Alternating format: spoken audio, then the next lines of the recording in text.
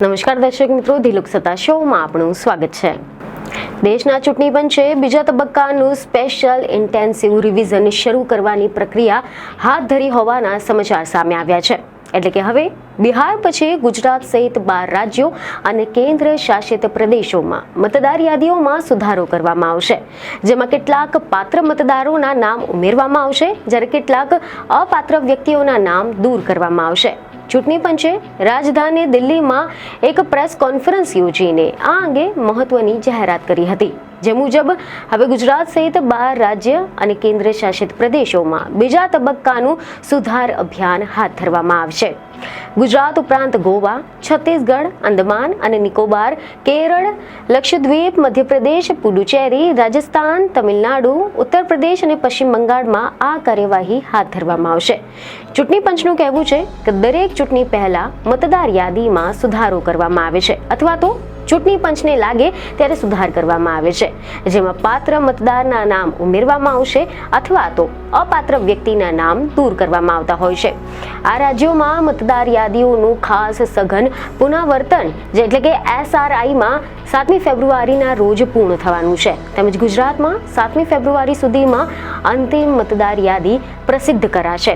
જેના પગલે ગુજરાતમાં પણ આગામી ફેબ્રુઆરીમાં યોજાનારી જે સ્થાનિક સ્વરાજ્યની એટલે કે મહાનગરપાલિકા, પાલિકાઓ અને જિલ્લા પંચાયતોની જે ચૂંટણીઓ છે તે પાછી પણ ઠેલાઈ શકે તેવી શક્યતા છે. એવા અહેવાલ સામે આવ્યા છે કે વર્ષ 1951થી લઈને 2004ના સમયગાળા માટેનો જે SRI હતો તે પૂર્ણ થઈ ગયો છે, પરંતુ છેલ્લા 21 વર્ષ સુધી હજુ પણ બાકી છે. અને આ લાંબા સમયગાળા દરમિયાન મતદાર યાદીમાં ઘણા બધા ફેરફારો જરૂરી બન્યા છે, જેમ કે લોકોનું સ્થળાંતર અને 2 જગ્યાએ મતદાર યાદીમાં નામ હોવા, મૃત્યુ પછી પણ મતદાર યાદીમાં નામો બાકી રહેવું, યાદીમાં વિદેશી નાગરિકોનો સમાવેશ હોવો, કોઈ પણ લાયક મતદાર યાદીમાંથી બાકાત ન રહે અને કોઈ પણ અયોગ્ય મતદાર યાદીમાં સામેલ ન થાય. આ બધા જ કારણોસર આ બીજા તબક્કાનું મતદાર યાદી સુધાર અભિયાન હાથ ધરવામાં આવે છે, જેથી હવે આ SIR આજે ધરાવતા જે 12 રાજ્યો છે તેમાં અંદાજિત 51 કરોડ મતદારો છે અને રાજકીય પક્ષો આ કાર્ય માટે 5.33 લાખ BLO અને 7 લાખથી વધુ જેટલા BLA તૈનાત કરશે. આની સાથે જ આપણે જાણીશું કે આ SIR શું છે. તો આ એક ચૂંટણી પંચ દ્વારા અમલમાં મૂકવામાં આવતી એક પ્રક્રિયા છે. તે મતદારની યાદીને અપડેટ કરતી હોય છે. 18 વર્ષથી વધુ ઉંમરના જે નવા મતદારો છે તેમને ઉમેરવામાં આવે છે, જ્યારે મૃત મતદારો અથવા તો સ્થળાંતર કરનારાઓના નામ દૂર કરવામાં આવે છે. નામ અને સરનામામાં ભૂલ પણ સુધારવામાં આવે છે. મતદાર યાદી અધિકારીઓ BLO ઘરે ઘરે જઈને ફોર્મ જાતે જ એકત્રિત કરે છે અને 28 ઓક્ટોબરથી 7 ફેબ્રુઆરી સુધી SIR થવાનું છે. SIR દરમિયાન BLO અને BLA મતદારોને એક ફોર્મ આપવામાં આવશે અને મતદારે તેમની માહિતી ચકાસવી પડશે. જો મતદાર યાદીમાં 2 જગ્યાએ નામ દેખાય તો તેને એક જગ્યાએથી દૂર કરવું પડશે. જો મતદાર યાદીમાં નામ ન હોય તો એક ફોર્મ ભરવું પડશે અને તેને ઉમેરવા માટે સંબંધિત દસ્તાવેજો પણ પૂરા પાડવામાં હોય છે. અને જો મતદાર યાદીમાં નામ ન સામેલ હોય તો પછી એક ફોર્મ ભરવું પડશે અને તેને ઉમેરવા માટે સંબંધિત દસ્તાવેજો પૂરા પાડવા પડશે. SIR માટે પેન્શન ઓળખ કાર્ડ, સરકારી વિભાગ દ્વારા જારી કરાયેલા ઓળખ કાર્ડ, જન્મ પ્રમાણપત્ર, પાસપોર્ટ, 10મા ધોરણની માર્કશીટ, કાયમી રહેઠાણ પ્રમાણપત્ર, વન અધિકારી પ્રમાણપત્ર, જાતિ પ્રમાણપત્ર, રાષ્ટ્રીય નાગરિક રજિસ્ટર એટલે કે NRCમાં નામ, કુટુંબ રજિસ્ટરમાં નામ, જમીન અથવા તો મકાન ફાળવણી પત્ર તેમજ આધાર કાર્ડ જેવા દસ્તાવેજો આમાં માન્ય રહેશે. મહત્વનું છે કે વર્ષ 1951થી લઈને 2004 દરમિયાન ભારતમાં 8 વખત SIR હાથ ધરવામાં આવ્યું હતું અને 2 દાયકામાં તેમાંથી સુધાર નથી થયો. એટલે કે હવે સોમવારે મધ્યરાત્રિથી નામ ઉમેરા કે પછી બાદબાકીની જે કાર્યવાહી છે તે અટકી જશે. બૂથ લેવલના ઓફિસરો ઘેર ઘેર જઈને મતદારના નામોની જૂની યાદી કે માતા પિતાના નામોની સાથે લિંકિંગ અને મેચિંગ કરશે. આ કામગીરી કરનારા જે સરકારી કર્મચારીઓ છે તેમને વિશેષ તાલીમ આપવામાં આવશે. એના પછી મતદાર યાદીનો ડ્રાફ્ટ બહાર પાડવામાં આવશે અને આ દરમિયાન વ્યક્તિ અપીલ કરી શકે છે. આના માટે અમુક દસ્તાવેજોની જરૂર પડશે અને એના પછી આખરી યાદી બહાર પાડવામાં આવશે. જો કે વ્યક્તિ જાતે પણ ઓનલાઈન આ કામ કરી શકશે. વ્યક્તિ જિલ્લા સ્તરે કે પછી ચૂંટણી અધિકારી પાસે અપીલ દાખલ કરી શકે છે. એવી ખબરો છે કે પંચનું કહેવું છે કે પ્રગતિ માટે વ્યક્તિ હિજરત કરી જાય અને નવા સ્થળે મતદાર યાદીમાં નામ હોય અને જૂનું નામ પણ ચાલુ રહે, વિદેશી નાગરિકનું નામ દાખલ થવું કે પછી મૃત્યુ બાદ પણ નામ કમી ન કરવામાં આવે, આ બધા કારણોસર મતદાર યાદીમાં સુધારા કરવાની જરૂર પડે છે. જો કે બિહારની મતદાર યાદીમાં સુધાર પછી 0 અપીલ થઈ હોવાનો પણ મુખ્ય ચૂંટણી કમિશનર જ્ઞાનેશ કુમારે દાવો કર્યો છે. તમને જણાવી દઈએ કે જે વ્યક્તિ ભારતની નાગરિક હોય, 18 વર્ષથી વધુની ઉંમર હોય, મતદાન ક્ષેત્રમાં રહેતી હોય અથવા તો અન્ય કોઈ પણ કાયદા દ્વારા મતદાન માટે તેમને ગેરલાયક ન ઠેરવવામાં આવ્યા હોય, તેમના નામ આ મતદાર યાદીમાં સામેલ કરવામાં આવશે.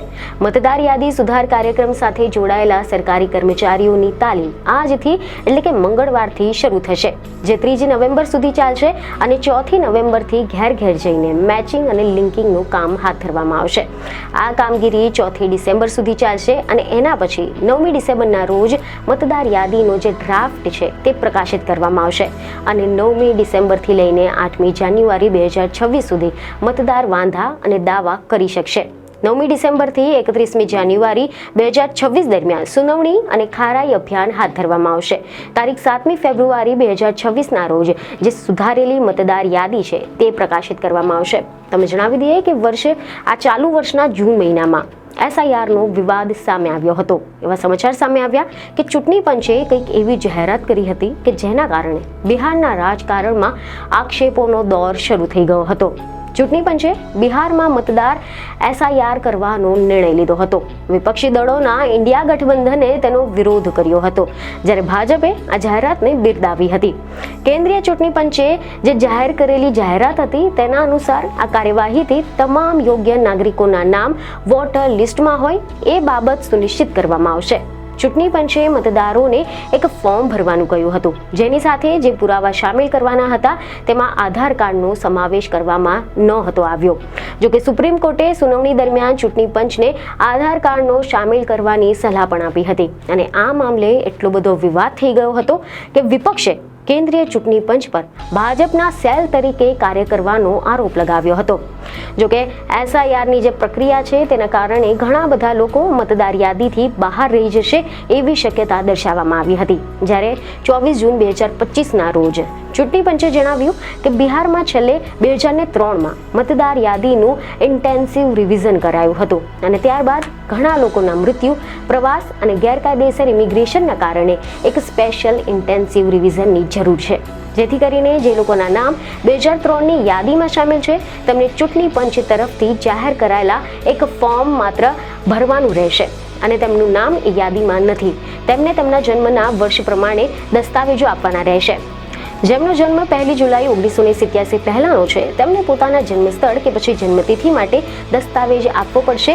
તેમનો જન્મ 1 જુલાઈ 1987 થી 2 ડિસેમ્બર 2004 વચ્ચે થયો છે તેમને પોતાની સાથોસાથ પોતાના માતા પિતા પૈકી કોઈ પણ એકનો દસ્તાવેજ આપવાનો રહેશે. જેમનો જન્મ 2 ડિસેમ્બર 2004ની બાદમાં થયો છે તેમને પોતાના દસ્તાવેજની સાથે પોતાના માતા પિતાના દસ્તાવેજ પણ જમા કરવાના રહેશે. જેમાં માતા પિતાનું નામ 2003ની મતદાર યાદીમાં સામેલ છે તેમને પોતાના માતા પિતાના દસ્તાવેજ જમા કરાવવાની કોઈ જરૂર નહીં રહે. જોકે તમામ મતદારોએ ચૂંટણી પંચ તરફથી જાહેર કરાયેલા ફોર્મ ભરવાનું રહેશે અને SIR 2 પ્રકારે થશે. પ્રથમ, બૂથ લેવલના ઓફિસર એટલે કે BLO ઘેર ઘેર જશે એક પ્રી ફિલ્ડ ફોર્મ ગણના પ્રપત્ર એટલે કે મતદારની જાણકારી અને દસ્તાવેજ લઈને જશે. બીજી રીતે હશે કે કોઈ પણ વ્યક્તિ ચૂંટણી પંચની વેબસાઇટ પર જઈને આ ફોર્મ ડાઉનલોડ કરીને તેને જાતે જ ભરી શકે છે. જોકે આ વિવાદના બાદમાં એવા અહેવાલો સામે આવ્યા કે ઓગસ્ટ 2025માં કોંગ્રેસના નેતા રાહુલ ગાંધીએ પણ બિહારના સાસારામ જોકે આ વિવાદ પછીથી અલગ લાગ્યા. જોકે આ વિવાદ પછી એવા સમાચાર સામે આવ્યા કે ઓગસ્ટ 2025માં કોંગ્રેસના નેતા રાહુલ ગાંધીએ બિહારના સાસારામમાં ચૂંટણી પંચ પર વોટ ચોરીનો આરોપ લગાડીને એક રેલીને સંબોધિત કરી હતી અને ત્યાર પછી તરત જ દિલ્હીમાં ચૂંટણી પંચ તરફથી આ આરોપનો જવાબ આપવા માટે એક પ્રેસ કોન્ફરન્સ યોજાઈ હતી. રાહુલ ગાંધીએ આરોપ કર્યો કે ભાજપ અને ચૂંટણી પંચ સાથે મળીને વોટ ચોરી કરી રહ્યા છે અને બિહારમાં SIR વોટ ચોરી કરવાની કોશિશ છે, જેના જવાબમાં મુખ્ય ચૂંટણી કમિશનર જ્ઞાનેશ કુમારે કહ્યું કે કાયદા અંતર્ગત દરેક રાજકીય દળનો જે જન્મ ચૂંટણી પંચમાં રજીસ્ટ્રેશનથી જ થાય છે, તો પછી ચૂંટણી પંચ એ જ રીતે રાજકીય દળોની સાથે કેવી રીતે ભેદભાવ કરી શકે છે? ચૂંટણી પંચના ખભે બંદૂક મૂકીને રાજકારણ રમાઈ રહ્યું છે અને રાહુલ ગાંધીએ સોગંદનામું આપવું પડશે અથવા તો દેશની માફી માંગવી પડશે. જ્યારે રાહુલ ગાંધીએ દાવો કર્યો કે 2024ના લોકસભા અને મહારાષ્ટ્ર, કર્ણાટક અને મધ્યપ્રદેશ જેવા રાજ્યોની જે વિધાનસભાની ચૂંટણી હતી તેમાં મતદાર યાદીમાં મોટા પાયે હેરાફેરી થઈ હતી, જેનાથી ભાજપને ફાયદો થયો હતો. તેમણે ખાસ કરીને બેંગલુરુની મહાદેવપુરા વિધાનસભામાં 1 લાખ કરતાં વધુ નકલી મતદારો અને ઘણા બધા અમાન્ય જે સરનામા હોવાના આરોપ કર્યા હતા. રાહુલ ગાંધીએ ડુપ્લિકેટ મતદારો અને ખોટા સરનામાના ઉદાહરણ પણ આપ્યા હતા. જોકે આની સામે ચૂંટણી પંચે પણ આ આરોપોને નિરાધાર અને બેજવાબદાર ગણાવીને ફગાવી દીધા હતા. ચૂંટણી પંચે કહ્યું કે વોટ ચોરી જેવા શબ્દનો ઉપયોગ એ કરોડો મતદારો અને લાખો ચૂંટણી કર્મીઓની પ્રામાણિકતા પર હુમલો છે. જોકે હવે આખરે આ બધા જ વિવાદો બાદ હવેનું જે સ્પેશિયલ ઇન્ટેન્સિવ રિવિઝન છે તેના બીજા તબક્કામાં 12 રાજ્યો અને કેન્દ્ર શાસિત પ્રદેશોમાં મતદાર યાદીઓને અપડેટ કરવામાં આવશે. તો આ હતી આપણા દેશની મહત્વની જાણકારી, જે આપણે દેશના જાગૃત નાગરિક હોવાથી જાણવાની જરૂર હતી. તો આશા છે કે આ માહિતી તમને અગત્યની લાગી હશે, જેથી અમારા વિડીયોને લાઇક અને શેર જરૂરથી કરજો. બીજને ખબરો સાથે ફરી મળીશું. ધન્યવાદ.